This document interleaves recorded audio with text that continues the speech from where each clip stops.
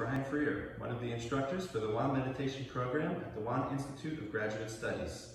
We're pleased to announce the second part of our program called Wan Meditation for Freedom of Mind. In the first part of our program called Wan Meditation for Inner Peace, we learned various meditation techniques like sitting, chanting, and moving meditation, and learned to reveal our intrinsic inner peace nature and strive to apply it in real-life situations.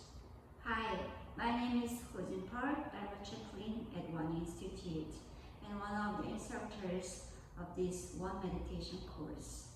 Based on peace of mind, what we seek is freedom of mind.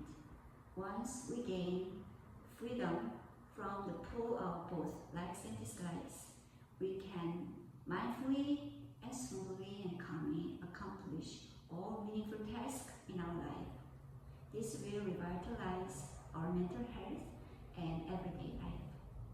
We hope you'll join us this September to gain new skills, meet new friends, and learn how to deliver this practice to others in a natural way.